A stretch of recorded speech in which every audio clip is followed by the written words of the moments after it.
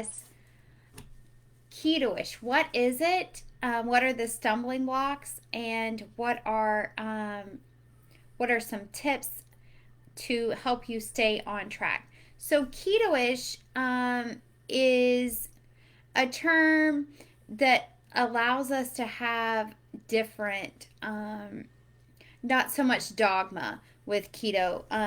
It allows us some flexibility.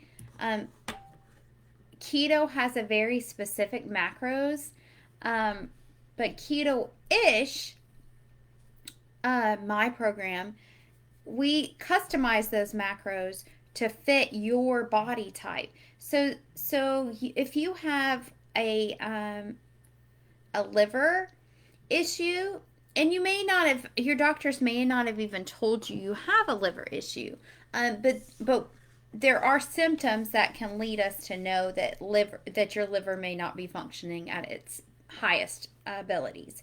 Maybe you have too much estrogen or not enough estrogen if you're a female.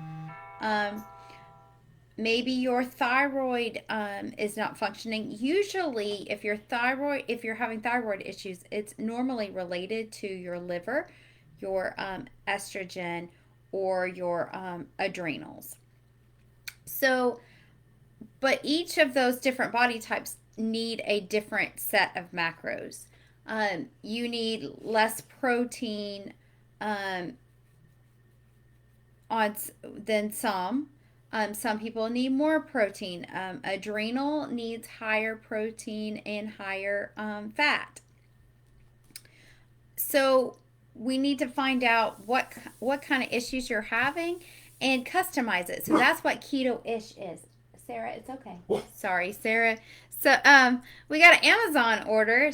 My pup Sarah is in the office with me today, and she's letting me know that that someone came to the door. I know, girl. It's okay. It's okay. You're okay. So, what are things that we need that are stumbling blocks? Here she comes. Hey, sweet girl. What are some stumbling blocks that you that cause you to not be able to stick with keto or keto-ish? Um, and what are some tips? So mindset is huge. What's your internal mindset? What you're telling yourself that you can never do this restrictions. You can never eat give up sugar or breads or pasta. Um, those things. Also, your mindset is part of. So you've been told over and over and over and over again that if you just moved more, you would lose weight. And you feel like something's wrong with you because you're moving and because you've tried moving more. You've worked out really, really hard and you're not losing weight. And you're like, well, maybe I need to eat less. Maybe I need to eat even less. And that's another problem. Eating less. Eating too little can cause your body, your metabolic systems to shut down. So, with keto-ish, we don't worry about calorie counting and making sure that we're eating limited amounts. Because when you start eating the foods that are keto friendly, the high the not high fat, but the healthier fats, when you start not eating low fat, when you stop eating sugar and the carbs, you're going to realize that you are eating less naturally because your metabolic systems are going to start fixing themselves, and you're going to get the message from your stomach to your brain saying, hey, I'm full, and you're going to hear that message. Your body's going to hear it. You are going to so then you're not going to want to overeat any longer. When you eat carbohydrates and when you're on a glucose as your main energy source, your body needs glucose more and more often and will tell you that you are hungry because your blood sugars will spike and then drop, and then spike and then drop. When you change to using ketones as your fat source, and ketones are made from burning fat and burning your own fat, or burning the fat that you eat, um, then you're going to notice that you're not going to get the message that you're as hungry. You're going to be able to go longer periods without eating. Um, you're not going to feel the need to compulsively eat and eat every couple hours and eat snacks. That is a giant myth, which I'm not trying to discuss myths today, but hurdles. And some of the myths on weight loss are hurdles to us, because they are in our mindset. We're like, oh, like you're eating the real bacon, or you're eating the ground beef that actually juicy and fatty because it's got fat in it, and your mind's going, oh, I'm gonna have a heart attack, oh, I'm going to get sick, I need to eat low fat, because you've been told that for so long to eat low fat, when really the science isn't there about eating. Fat does not make you fat, and fat does not inflammation is what causes majority of our health issues, and a ketogenic lifestyle is very anti-inflammatory. So another stumbling block is support. If you don't have any support around you, you will likely have trouble sticking with this. Over time, you're not going to crave the things, and you'll be able to go to functions and be around people who are eating things that you know you shouldn't. You'll know that if you eat the old way that you're used to eating, the high carbs and the sugar and things, that you're gonna feel bad. You're not gonna feel well. But that's good, because it's your body's letting you know that that isn't helpful to you.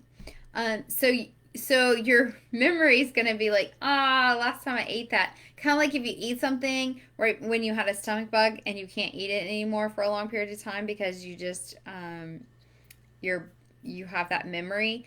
You'll have memories of not feeling as well, of being bloated and lethargic and maybe having a headache or something from eating higher carbs and sugar. So then you'll have that attached to those foods, so you won't want them either. And your body's going to start craving foods that are good for it. It's going to start being like, man, you know what sounds really good right now?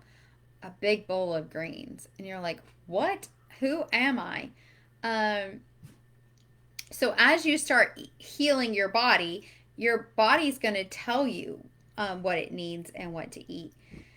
Knowledge, the understanding of why keto works and how it works will help you stick with it.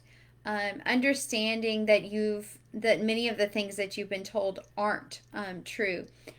Honestly, there's some controversy. There are nutritionists and dietitians that are being paid by very large corporations. If you follow Dr. Ken Berry, he just posted all these nutritionists that work for Kellogg that are telling parents that Pop-Tarts are good for their children to eat. Unfortunately, you're being told a lot of things based on money. Coca-Cola has health studies out that are being released as legitimate science, just saying, oh, if you just move enough, you can still drink Coca-Cola. And we know that countries that have allowed Coca-Cola to come in, their people start having problems with obesity. Yes, Pop-Tarts, Christine. Yes. And we all know that Pop Tarts have 3 different forms of sugar in them on their label. But parents are giving them to their children a as breakfast. So not as a dessert, but as a meal. So knowledge, when you start learning why and what's in our foods and what we need to look for, and what we should eat, when then those things will help change your mindset and help support you eating a ketogenic lifestyle. So another thing is excuses. So there's excuses like money. And there is a myth out there that keto costs too much. Time, you're tired. Um, and honestly, keto does not cost. If you look at your grocery bill, look at how much money you spend on processed foods. And then subtract those and add some more of the vegetables and fresh produce and meats.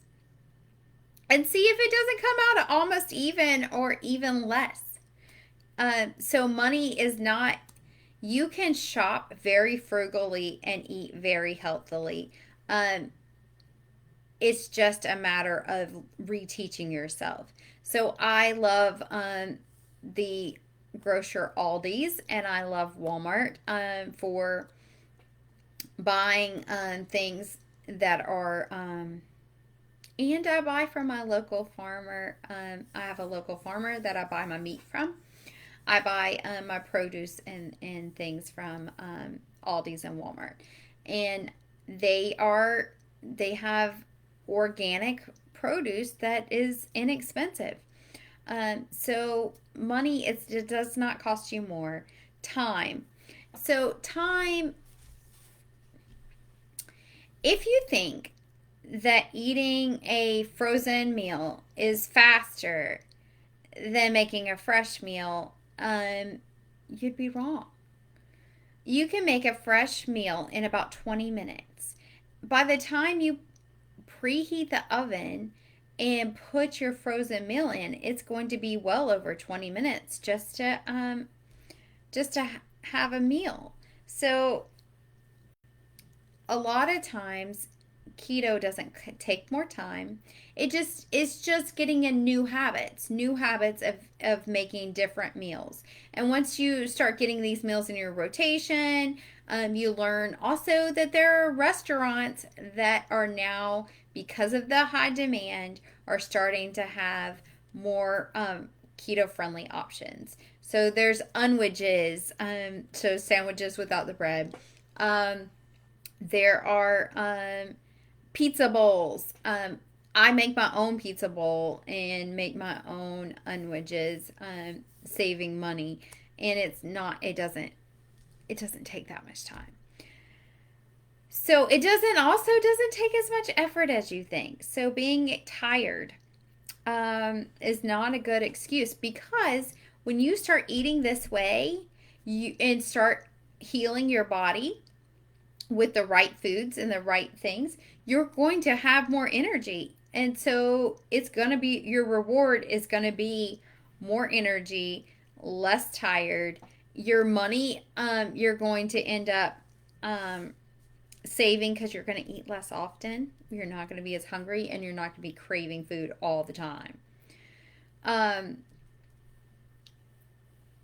If you are interested in doing ketoish and finding out what your body type is, what issues you have, if your issues lie majority in your liver, say you had your gallbladder removed, I can help you with what foods to eat, and what amount of macros, and which supplements would be best for that body type, for that issue. Ovaries, if you are having issues with your ovaries, with producing too much estrogen. And little known fact, your adrenals also can produce estrogen, and men have estrogen even though they don't have ovaries.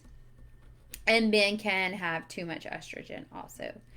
Um, and those symptoms would be like a rounded chest area, rounded stomach, rounded figure. And yes, Christine, pizza balls. So pizza balls are just pizza without the crust. So you just take everything you would love about the toppings of pizza and you put them in a casserole dish and you bake them. So yeah, I make meat lovers. You can add any of the veggies you want. You can make a supreme pizza bowl. And all you do is you need to make sure you're using a sugar-free tomato sauce. I use about a half a jar for a casserole dish. And then for ovary types, it's important to make sure that the dairy, if you're eating cheese, it is it's organic and not treated with hormones. So RBST free. That's another tip.